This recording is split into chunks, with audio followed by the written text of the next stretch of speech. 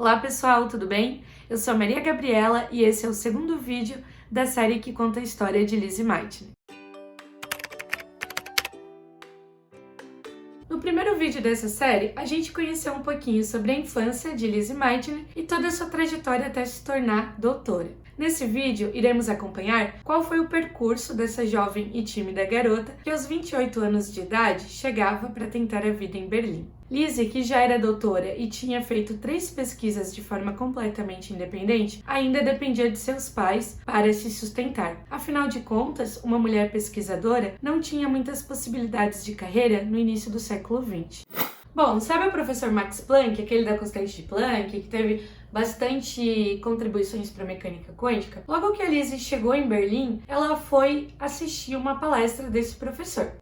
Deixa eu te contar uma coisa, naquela época as mulheres tinham que pedir permissão até para assistir uma palestra na universidade. Então, ainda bem, o professor Max Planck aceitou ela e ela pôde assistir, porque tem alguns professores, inclusive, que nem aceitavam, mas o Planck aceitou. Foi somente quando a Lizzie chegou em Berlim que ela teve contato com conceitos importantes, como, por exemplo, o quantum, que foi introduzido pelo próprio Max Planck. Teve uma vez que o professor Planck convidou a Lizzie para visitar a sua casa, que isso era bem comum, ele costumava convidar professores, colegas de estudo e alunos, e naquela ocasião ficou bem claro para Lizzie que ele não tinha uma posição tão favorável assim quanto a presença de alunas mulheres na universidade. Na verdade, ele considerava que as mulheres que podiam fazer ciência eram uma exceção. Era um pensamento bem comum para aquela época. Nessa mesma época, a Lizzie conheceu Otto Hahn, que era um químico que tinha mais ou menos a mesma idade que ela, um nível de experiência acadêmica também muito parecido, e ele tinha sido aluno do Rutherford, o Rutherford do átomo de Rutherford, então ele já tinha uma experiência ali na área da radioatividade. O Otto convidou a Lizzie para trabalhar junto com ele, e ela aceitou porque ela achou que ele era muito simpático e ela percebeu que isso facilitaria muito as coisas, afinal de contas, ela poderia ter um diálogo com ele e ele seria uma pessoa acessível para conversar, para explicar caso ela tivesse dúvida, então teria uma relação mais horizontal. Bom, daí a Lizzie aceitou a proposta e estava tudo perfeito, mil maravilhas. Só que não, Só tinha um pequeno problema, um detalhezinho aí que complicou um pouquinho as coisas. O Otto, ele trabalhava no laboratório do professor Emil Fischer, que era um químico orgânico. E o professor Fischer não aceitava mulheres em seu laboratório. Então, o Otto teve que conversar com ele, pedir autorização para que a Lizzie pudesse trabalhar junto com ele. Enfim, daí eles conversaram lá e o Fischer acabou aceitando, mas com uma condição: desde que a Lizzie não entrasse dentro do departamento de química. Então, o que o Otto fez? Ele foi lá num antigo porão, que funcionava como uma carpintaria antes, e adaptou aquele espaço para fazer um laboratório. E aí a Lizzie trabalhou de lá, então ela não entrava dentro do departamento de química. Bom, depois de um ano da Lizzie trabalhando ali naquele laboratório improvisado, o Fischer acabou aceitando ela dentro do seu próprio laboratório. E isso aconteceu porque naquele ano as mulheres tinham sido autorizadas a acessarem as universidades prussianas.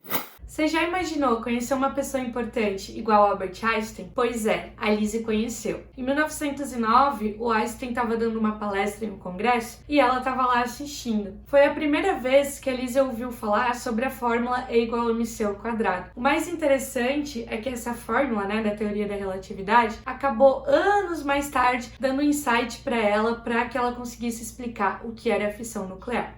Tudo indica que a Lizzie fez pesquisa sem ser remunerada até o ano de 1913. Nesse ano, ela havia recebido uma proposta para trabalhar na Universidade de Praga, então ela tinha ameaçado sair de Berlim. Foi só por isso que ela acabou recebendo uma proposta para trabalhar como assistente no instituto que ela já vinha fazendo pesquisa. Se ela não tivesse ameaçado sair de Berlim, talvez ela teria pesquisado, trabalhado na carreira científica pelo resto da vida sem nunca ter recebido um centavo por isso. Quem é que precisa de dinheiro, Durante a Primeira Guerra Mundial, a Lizzie atuou ajudando os feridos de guerra no seu país natal, porque ela ainda tinha a cidadania austríaca, então ela trabalhava ali com raio-x. Já o Otto, que era o seu colega de trabalho, serviu pelo exército alemão e ajudou no ataque com gases tóxicos. A Lizzie, ela sempre foi contra o uso da ciência para fabricar armas, então ela ficou bem chateada mesmo com o seu colega.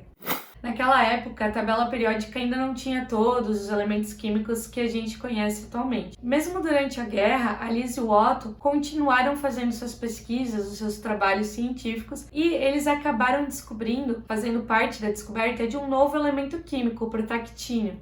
Depois que a Alemanha perdeu a Primeira Guerra Mundial, uma grande crise econômica acabou se instalando no país, e junto com ela vários conflitos sociais surgiram e acabou resultando no nazismo. Em 1933, quando Adolf Hitler chegou ao poder, várias restrições aos judeus foram impostas no país, como por exemplo com cargos na área da educação. Os judeus não podiam mais atuar nesses cargos. A Lise já tinha sido batizada como protestante há muito tempo antes, lá em 1908, então ela não praticava mais o judaísmo. Apesar disso, como ela tinha uma ascendência judaica, ela acabou sendo afastada do cargo que ela tinha como professora, porque naquela altura ela já era professora titular na Universidade de Berlim. Só que na prática, isso não afetou tanto a vida dela, porque a principal atuação dela acontecia no Instituto de Física e ela pôde continuar no Instituto até 1938. Inclusive, ela relata que esse foi um dos maiores arrependimentos dela. Ela devia ter saído da Alemanha já em 1933, mas ela ficou até 1938.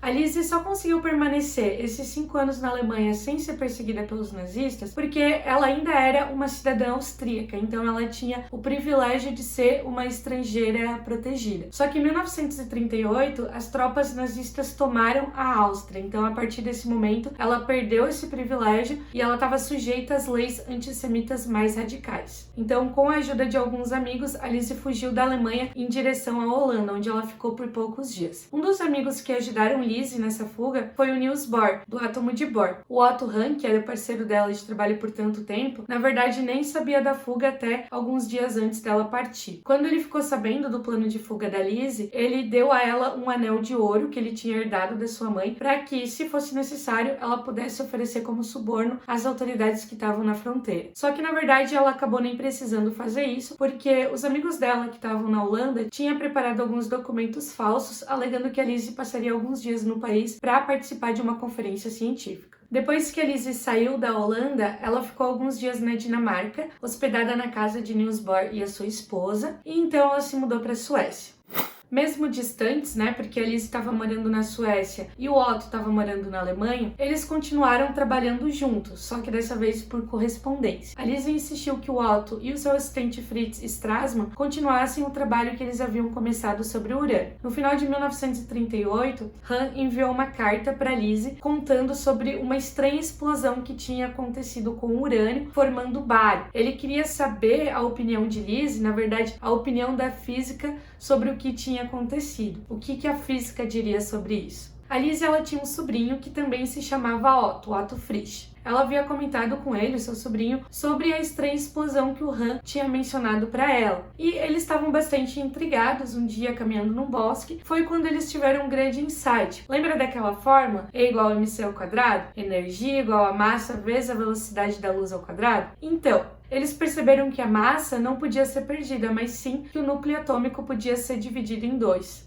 Em dezembro de 1938, Otto Hahn submeteu as suas descobertas a uma revista alemã. O nome de Lise não foi colocado como autora. Dentre os motivos para isso, estava a preocupação com o cenário político da época. Afinal de contas, não se sabia o que poderia acontecer com Otto Hahn e com Fritz Strassmann caso incluísse uma refugiada com ascendência judaica como autora. Visto que provavelmente nenhuma revista alemã aceitaria uma publicação de Lise e do seu sobrinho, os mesmos encaminharam um artigo para a revista francesa Nature, em janeiro de 1939. Nesse artigo, eles explicavam de maneira inédita que o núcleo de um átomo poderia ser fragmentado em 2 núcleos menores, ou seja, a interpretação da fissão nuclear.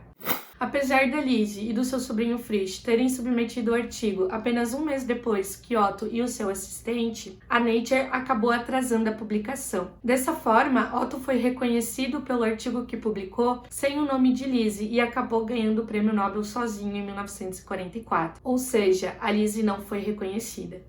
Frisch confidenciou a Niels Bohr sobre o trabalho que havia feito com a Lise. Bohr falou sobre a fissão nuclear em uma conferência nos Estados Unidos. A partir desse momento, discussões acerca da fissão nuclear eclodiram na comunidade científica.